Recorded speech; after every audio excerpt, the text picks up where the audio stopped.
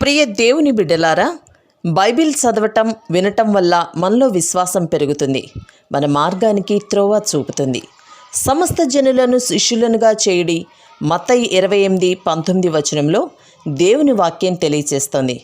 Telugu బైబిల్స్ను RRK మూర్తి గారు research చేసి విశ్లేషణ చేసిన బైబిల్లోని ప్రతి అధ్యాయాలను వచనాలను వరుస క్రమంలో అనగా ఆదికాండం నుండి ప్రకటనా గ్రంథం వరకు ఇవ్వబడుతుంది.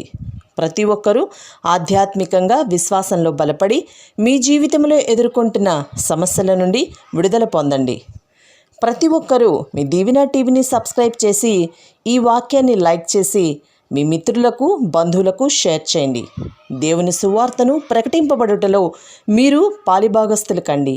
ప్రియ శ్రోతలు, ఈ రోజున మన పాఠం ఆమోసు గ్రంథం 9వ అధ్యాయం 1 నుండి 15వ వచనం వరకు.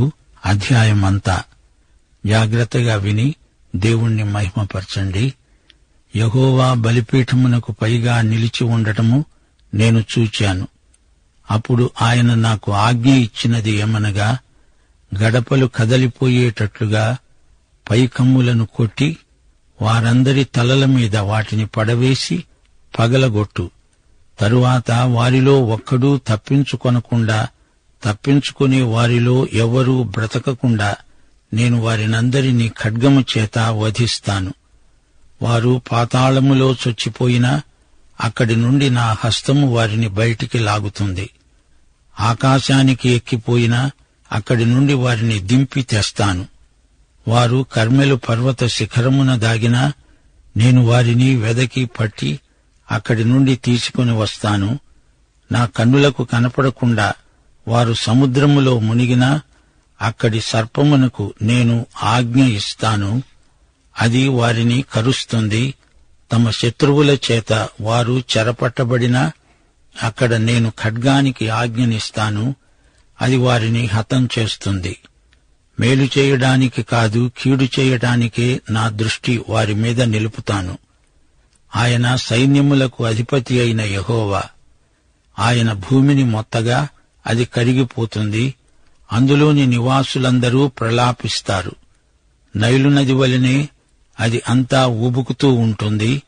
ఈజిప్టు దేశపు నైలు నది వలనే అది అణిగిపోతుంది. ఆకాశమందు తన కొరకై మేడగదులు కట్టుకునేవాడు, ఆకాశమండలమునకు భూమియందు పునాదులు వేసేవాడు ఆయనే.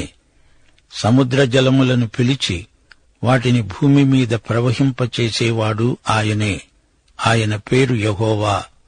ఇశ్రాయేలీయులారా, మీరు కూషీయులు నా దృష్టికి సమానులు కారా? నేను ఈజిప్టు దేశములో నుండి ఇశ్రాయేలీయులను, కఫ్తోరు దేశములో నుండి ఫిలిష్తీయులను, కీరు దేశములో నుండి సిరియనులను రప్పించాను. ప్రభువైన యెహోవా కన్ను ఈ పాపిష్టి రాజ్యము మీద ఉన్నది. వారిని భూమి మీద ఉండకుండా నాశనము చేస్తాను. అయితే యాకోబు సంతతి వారిని సర్వనాశనము చేయక విడిచిపెడతాను. ఇదే యెహోవా వాక్కు. నేనాజ్ఞనివ్వగా ఒకడు ధాన్యము జల్లెడతో జల్లించినట్లు ఇశ్రాయేలీయులను అన్యజనులందరిలో జల్లిస్తాను గాని ఒక చిన్న గింజైనా నేల రాలదు. ఆ కీడు మనలను తరిమి పట్టదు, మన వద్దకు రాదు అని నా జనులలో అనుకునే పాపాత్ములందరూ ఖడ్గము చేత చస్తారు. పడిపోయిన దావీదు గుడారమును ఆ దినమున నేను లేవనెత్తి దాని గోడను బాగుచేసి దానిలో పోయిన చోట్లను బాగుచేసి ఎదోము శేషమును నా నామము భరించిన అన్యజనులందరినీ నా జనులు స్వతంత్రించుకొనున్నట్లు పూర్వపు రీతిగా దానిని మరల కడతాను. ఈలాగు జరిగించే యెహోవా వాక్కు ఇదే. రాబోయే దినాలలో కోసేవారు దున్నేవారి వెంటనే వస్తారు.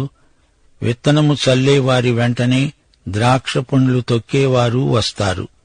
పర్వతముల నుండి మధురమైన ద్రాక్ష రసము స్రవిస్తుంది. కొండలన్నీ రసధారలవుతాయి. ఇదే యెహోవా వాక్కు. శ్రమనొందుతున్న నా జనులైన ఇశ్రాయేలీయులను నేను చెరలో నుండి రప్పిస్తాను. పాడైన పట్టణాలను మరల కట్టుకొని వారు కాపురముంటారు. ద్రాక్ష తోటలు నాటి వాటి రసమును తాగుతారు. వనములు వేసి వాటి పండ్లను తింటారు. వారి దేశమందు నేను వారిని నాటుతాను. నేను వారికిచ్చిన దేశములో నుండి వారు ఇక పెరికివేయబడరని నీ దేవుడైన యెహోవా సెలవిస్తున్నాడు. ప్రియ శ్రోతలు, వింటున్నారా? ప్రపంచవ్యాప్తంగా ఇశ్రాయేలీయులు చెదరిపోయారు. ఇది ఆమోసు దర్శన ప్రవచనం. దేవుడు వారిని సమకూరుస్తాడు, పునరుద్ధరిస్తాడు. దేవుడు ఆమోసు ద్వారా ఇశ్రాయేలుపై తీర్పు ప్రకటించాడు, ప్రవచించాడు. ఇప్పుడు ప్రవక్త సుదూర భవిష్యత్తులోకి చూస్తున్నాడు. చిట్టచివరికి దేవుడు తన ప్రజలను భూమి సకల దిక్కుల నుండి సమకూరుస్తాడని ఆశాభావాన్ని వ్యక్తం చేస్తూ మాట్లాడుతున్నాడు. వారందరూ ఖడ్గము చేత వధించబడతారు. అష్షూరు వచ్చి వారిని హతమారుస్తుంది. ఇశ్రాయేలులో ఎవడూ తప్పించుకొని బతికి బయటపడడు. దేవుడు బలిపీఠమునకు పైగా నిలిచి ఉన్నాడు.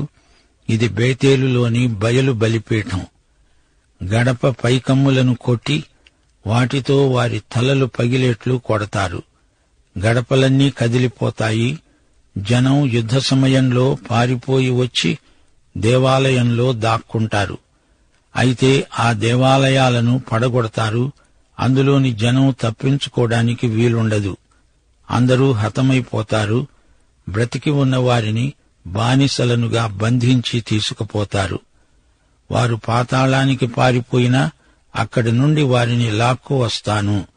పాతాళం అంటే హీబ్రూ భాషలో షియోల్, షియోల్ అంటే మృతుల స్థలం. దేవుడు సర్వశక్తిమంతుడు. దేవుడు మారనివాడు. దేవుడు అంతటా ఉన్నాడు. ఆయన సర్వవ్యాపి. నీవు మరణించినా ఆయన నుండి దూరంగా ఎక్కడికి పారిపోలేవు. దేవునిలో మార్పు రాదు, మార్పు లేదు.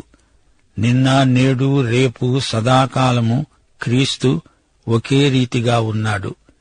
దేవుణ్ణి గురించిన ఈ వాస్తవిక సత్యాలు దేవుని బిడ్డలకు సంతోషం కలిగిస్తాయి, అన్యులకు భయం పుట్టిస్తాయి. దేవుడు తన బిడ్డలను విడువడు, ఎడబాయడు. హెబ్రీ పత్రిక 13వ అధ్యాయం 5వ వచనం.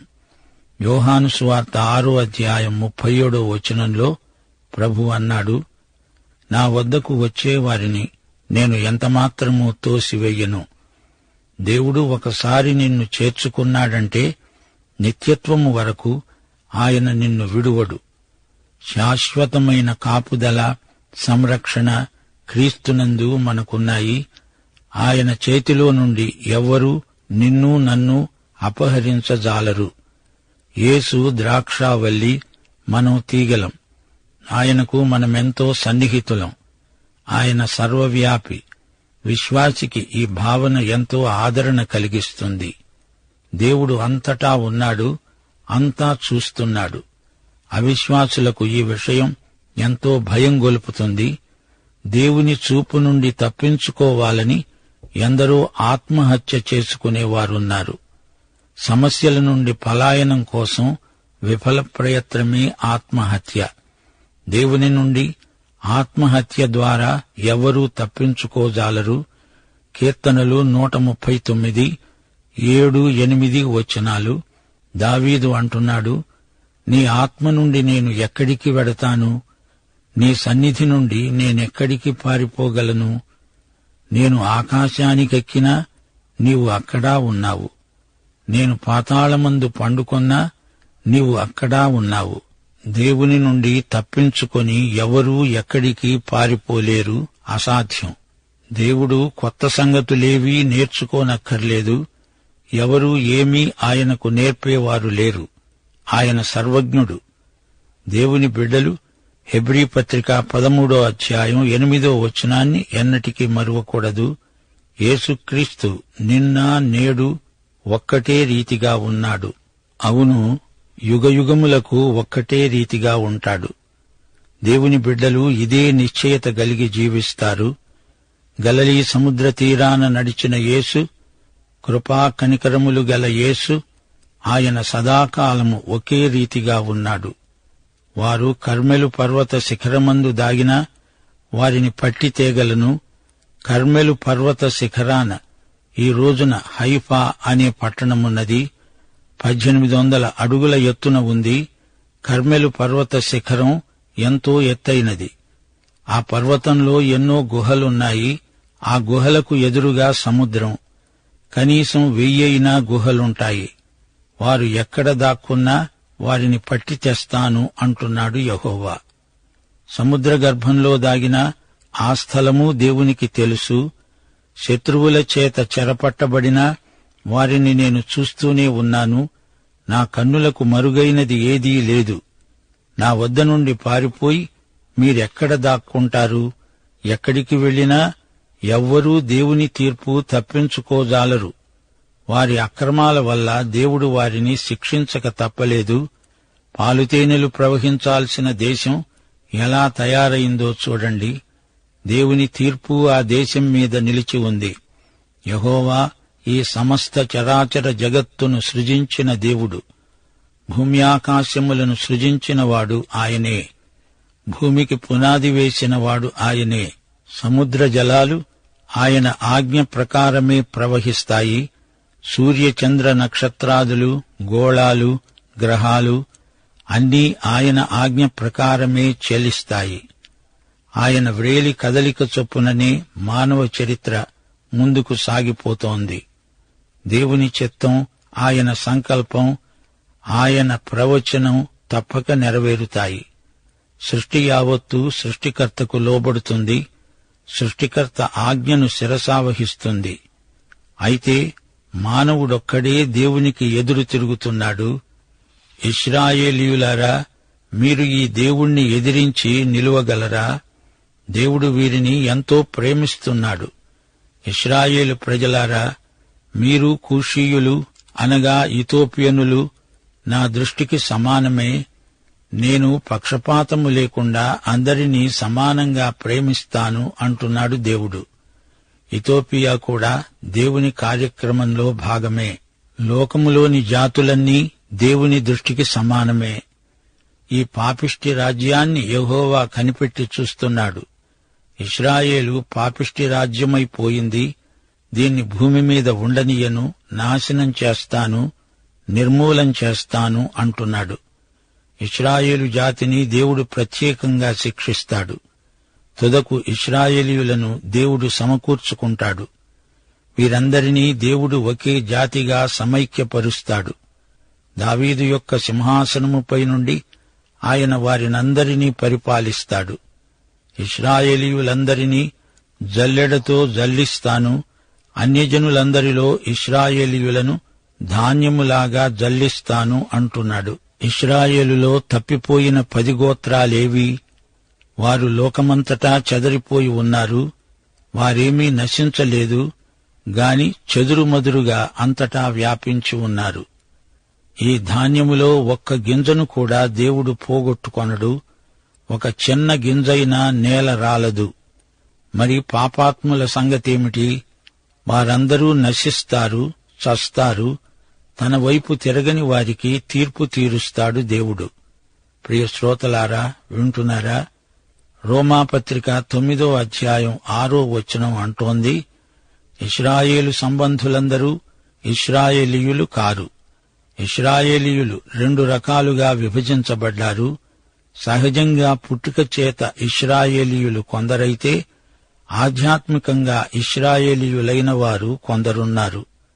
ఇశ్రాయేలీయులు అనే ధాన్యంలో సరైన గింజ రాలదు, తాలుగింజలు రాలిపోతాయి. పాపిష్టి మనుషులు హతమైపోయినా అసలైన సిసలైన యూదులు, ఇశ్రాయేలీయులు శేషిత జనాంగమై నిలిచి ఉంటారు. ఇది ప్రవచనం. ఆమోసు ఈ మాట ఖండితంగా తెగేసి చెబుతున్నాడు. మాకేమీ పర్వాలేదులే అనుకునే పాపాత్ములారా, ఖడ్గము చేత మీరు హతం కాబోతున్నారు. ఈ సంగతి మీరు తెలుసుకోవాలి. కీడు రాదులే అనుకుంటున్నారా? అదే కీడు వచ్చి పడుతుంది. 11వ వచనం నుండి ఆమోసుకు వచ్చిన సార్వత్రిక దర్శనం క్లుప్తంగా ప్రవచన రీతిగా చెప్పబడింది. అంతటా చెదరిపోయి ఉన్న ఇశ్రాయేలీయులను ఆయన పోగు చేస్తాడు, సమకూరుస్తాడు. ప్రభువు రాజ్య సంస్థాపన జరుగుతుంది. తీర్పు వస్తుంది. ఆ తరువాత ఇశ్రాయేలీయులు చెదరిపోతారు. ఆ తరువాత మహాశ్రమల కాలం. ఈ సంఘటనల్లోకి, సుదూర భవిష్యత్తులోకి ప్రవక్త అయిన ఆమోసు చూస్తున్నాడు. 11వ వచనం, పడిపోయిన దావీదు గుడారమును ఆ దినమున నేను లేవనెత్తుతాను, దాని గోడను బాగుచేస్తాను, పాడైపోయిన చోట్లు మరమ్మతు చేస్తాను. ఆ దినమున అంటే ఇశ్రాయేలు కడవరి దినాలు. ఆ రోజున పడిపోయిన దావీదు గుడారాన్ని లేవనెత్తుతాను. అపొస్తలుల కార్యములు 15వ అధ్యాయంలో యాకోబు అనే జేమ్స్ సదస్సులో ఆమోసు ప్రవచనాన్నే ఉటంకించాడు. అపొస్తలుల కార్యములు 15వ అధ్యాయం 13 నుండి 18వ వచనం వరకు, సహోదరులారా, నా మాట ఆలకించండి. అన్యజనులలో నుండి దేవుడు తన నామము కొరకు ఒక జనమును ఏర్పరచుకోవటానికి వారిని ఏలాగు మొదట కటాక్షించాడో సిమెయోను వివరించి ఉన్నాడు. ఇందుకు ప్రవక్తల వాక్యములు సరిపడి ఉన్నాయి. ఎట్లనగా, ఆ తరువాత నేను తిరిగి వస్తాను, మనుష్యులలో కడమవారు నా నామము ఎవరికి పెట్టబడిందో వారు, ఆ సమస్తమైన అన్యజనులు ప్రభువును వెదకునట్లు పడిపోయిన దావీదు గుడారమును తిరిగి కడతాను, దానిని నిలువబెడతాను అని అనాది కాలము నుండి ఈ సంగతులను తెలియపరిచిన ప్రభువు సెలవిస్తున్నాడు. అవును, ఈ రోజున దేవుడు అన్యజనులలో నుండి తన నామము కొరకు కొందరిని ఏర్పరచుకుంటున్నాడు.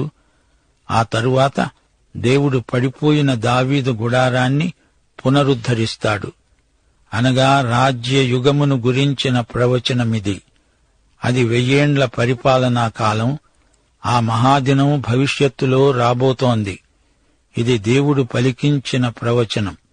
యొదోము శేషమే కాదు, మిగతా అన్యజాతులలో నుండి అనేకులు ఆ రాజ్యంలోకి వస్తారు. అది 1000 ఏండ్ల పరిపాలనా కాలం. ఇదే యెహోవా వాక్కు. భూమి కంటే ముఖ్యం భూప్రజలు. వారు ప్రభువు వద్దకు రావాలి. వారు వాగ్దత్త భూమికి రావటం కాదు, దేవుని వద్దకు రావాలి. అప్పుడే వారి దీవెనకు సంపూర్ణ సిద్ధి. భూమిని బట్టి ప్రజలు, ప్రజలను బట్టి భూమి. అప్పుడే అది అక్షరాల పాలు తేనెలు ప్రవహించే దేశమవుతుంది. ఇది భవిష్యత్తులో నెరవేరవలసిన ప్రవచనం. ప్రస్తుతం వారు తమ భూమికి వస్తున్నారని కాదు, వారు తమ దేవుని వద్దకు తిరిగి రావాలి. అప్పుడే ప్రవచనాల పూర్తి నెరవేర్పు అని గ్రహించాలి. శ్రమలలో ఉన్న ఇశ్రాయేలీయులు చెర నుండి విడుదల పొంది వస్తారు.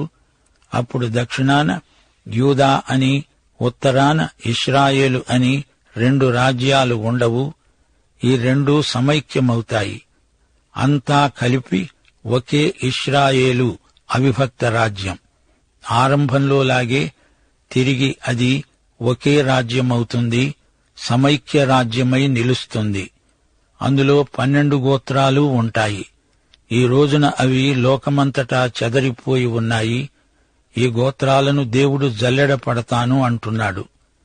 దేవుడు వారినందరినీ తన వద్దకు వాగ్దత్త భూమికి రప్పించుకుంటాడు. పాడైన పట్టణాలను మరల కట్టుకొని వారు అందులో కాపురముంటారు. శాశ్వతంగా అక్కడే ఉండిపోతారు. దేవుడు తన జనులైన ఇశ్రాయేలు పట్ల చేయబోయే కార్యములు 5. 1. దావీదు వంశాన్ని, సింహాసనాన్ని ఆయన నిలువబెడతాడు. యేసు దావీదు కుమారుడు. యేసు బెత్లెహేములో జన్మించాడు. ఆయన దావీదు గోత్రంలో, దావీదు వంశంలో పుట్టాడు. ఆయనే మెస్సీయా, సింహాసనాసీనుడు, పరిపాలకుడు. 2. ఇశ్రాయేలు జాతి తిరిగి తన పురావైభవాన్ని పొందుతుంది. లోకంలోని జాతులన్నిటిలో తలమానికమవుతుంది. దేవుడు ఆశీర్వదించిన జాతిగా ప్రఖ్యాతికెక్కుతుంది. 3. లోకంలోని జాతులలో పరివర్తన కలుగుతుంది. ప్రజలు రక్షించబడతారు. సంఘం ఎత్తబడిన తరువాత ఇది జరుగుతుంది. విశ్వవ్యాప్తంగా అసంఖ్యాకులైన ప్రజలు యేసు కోసం తీర్మానాలు చేయడం జరుగుతుంది. ఇశ్రాయేలుకు దేవుడు వారి భూమిని పూర్తిగా స్వాధీనం చేస్తాడు. 4 పాడైపోయిన నగరాలను వారు మరమ్మతు చేస్తారు, పునర్నిర్మిస్తారు. వారు అందులో కాపురముంటారు. 5 వారు తమ స్వంత పొలం పంట తింటారు, తోటలు నాటుతారు. వారి ద్రాక్ష తోటలు బాగా ఫలిస్తాయి, కొండలన్నీ రసధారలవుతాయి. ఆ భూమి మీద ఉన్న శాపం తొలగించబడుతుంది. మరో కార్యం దేవుడు చేస్తాడు. వారికి శాశ్వత క్షేమము, భద్రత కల్పిస్తాడు. దేవుడు వారికిచ్చిన దేశంలో వారు ఎన్నటికీ పెరకివేయబడరు. శ్రోతలు వింటున్నారా? సుదూర భవిష్యత్తులో రాబోయే రాజ్య దర్శనం ఈ ప్రవచనంలో ఉంది. బేతేలులోని బలిపీఠం వెనుక నిలిచి దేవుడు పలికిన తీర్పు మాటలు ఈ అధ్యాయంలో ఉన్నాయి. యోహాను సువార్త 12వ అధ్యాయం 31వ వచనం. ప్రభు అన్నాడు, ఇప్పుడు లోకానికి తీర్పు జరుగుతున్నది. ఇప్పుడు ఈ లోకాధికారి బయటికి త్రోసివేయబడతాడు. దేవుని కనికరమును, కృపను తిరస్కరించే వారికి తీర్పు తప్పదు. వ్యక్తులకే గాదు, రాజ్యాలకు, జాతులకు కూడా తీర్పు. దావీదు గుడారం తిరిగి లేపబడుతుంది. యేసు వస్తాడు. దేవుని రాజ్యం స్థాపిస్తాడు. అపొస్తలుల కార్యం 1వ అధ్యాయం 6వ వచనం. ఇశ్రాయేలుకు ఆయన రాజ్యం అప్పగించే కాలం రాబోతోంది. భవిష్యత్తులో దేవుని కార్యక్రమాన్ని గురించిన ప్రవచనం ఆమోసు దేవుని మూలంగా పలికాడు. ఇశ్రాయేలీయులారా, మీరు మహోజ్వలమైన మహిమ భవిష్యత్తును చూడబోతున్నారు అంటూ ఆమోసు తన ప్రవచనాలను ముగించాడు. పాఠం ఇంతటితో సమాప్తం. ప్రభు అయిన యేసుక్రీస్తు వారి దివ్యకృప, తండ్రి అయిన దేవుని పరమ ప్రేమ, పరిశుద్ధాత్మ యొక్క అన్యోన్య సహవాసము మనకందరికీ సదాకాలము తోడై ఉండునుగాక. ఆమేన్.